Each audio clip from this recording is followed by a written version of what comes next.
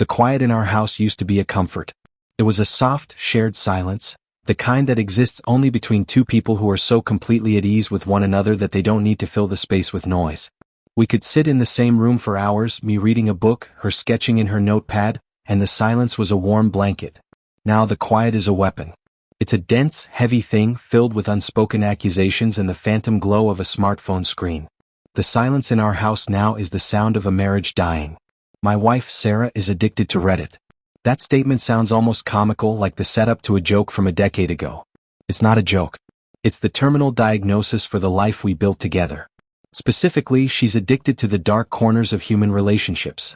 The subreddits where people come to tearfully confess their partner's infidelity, to dissect the lies, to post screenshots of damning text messages. She mainlines other people's misery, and the overdose is killing us. Before the brain rot set in, our life was good. Not a Hollywood romance, not a whirlwind of dramatic passion, but something more real and, I thought, more durable. We were content. We'd been married for 3 years, together for 5 before that. We were friends. I know that's a cliché, but we actually were.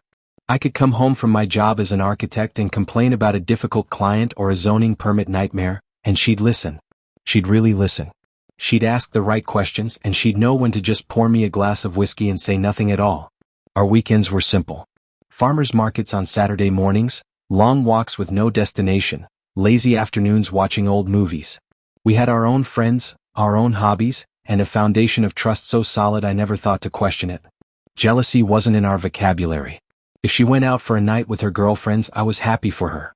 If I had a late night at the firm, she'd leave a plate of food in the oven for me.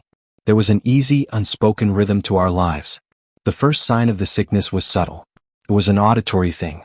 Our home, usually filled with the sound of a true crime podcast or her indie folk playlist, began to be punctuated by a new noise. The deadpan, robotic narration of a text-to-speech program, set against a looping video of someone playing Minecraft. You know the ones. My wife of 10 years came home early and found me with her sister. Ida? The monotone voice would drone on, while a pixelated character jumped aimlessly across a blocky landscape. At first, it was just background noise. Sarah had always been a big TikTok user, and I chalked it up to another bizarre trend on an app one didn't understand. Sometimes she'd even share them with me, laughing. "Oh my God, you have to hear this one," she'd say, her eyes wide with the gleeful shock that comes from observing drama from a safe distance.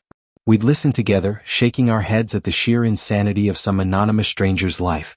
It was a spectacle. A circus. We were in the audience, safe and sound, eating popcorn. We never imagined the circus would one day burn down our own tent. The shift happened when she went from watching the videos to reading the source material.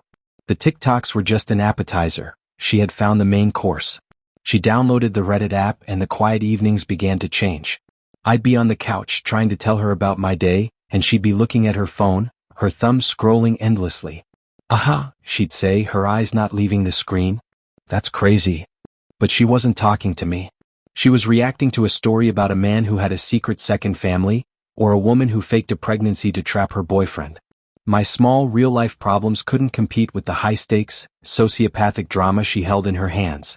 The worst, I would soon learn, were the cheating stories.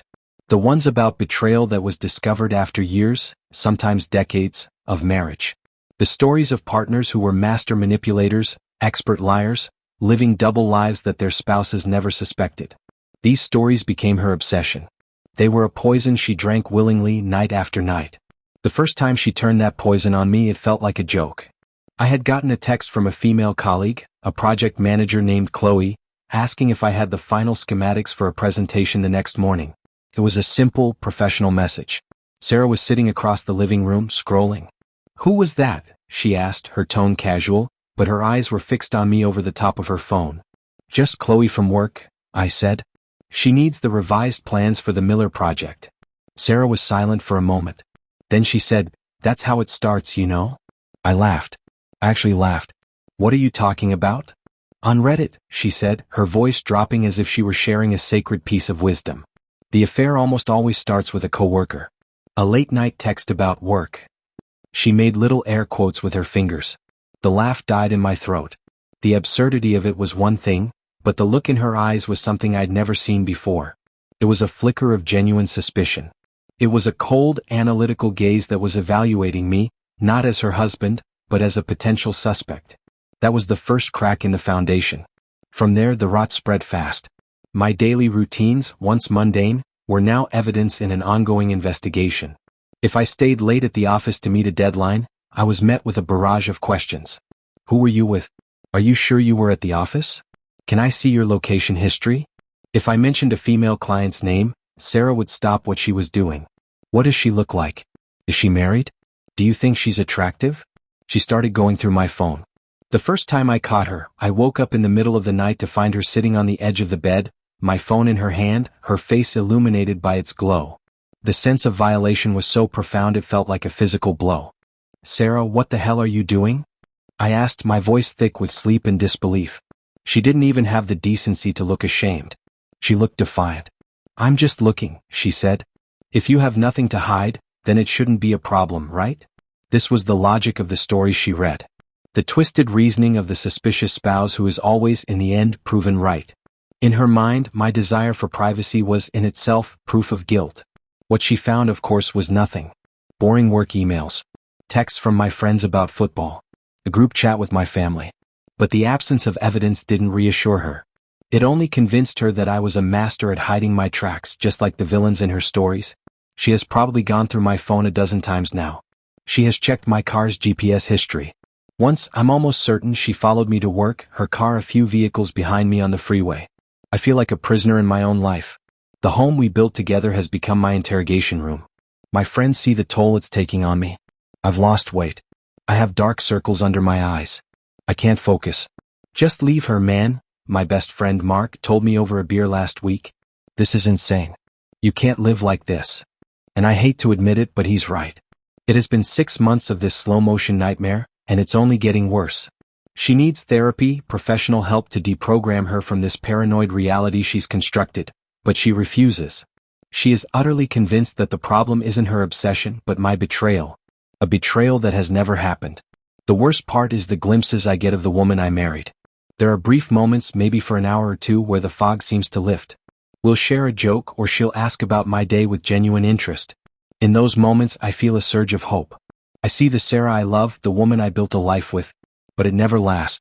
By the evening she'll be back on her phone, her face hardened by the glow of the screen, and I'll see a headline about a husband's secret credit card or a wife's hidden burner phone.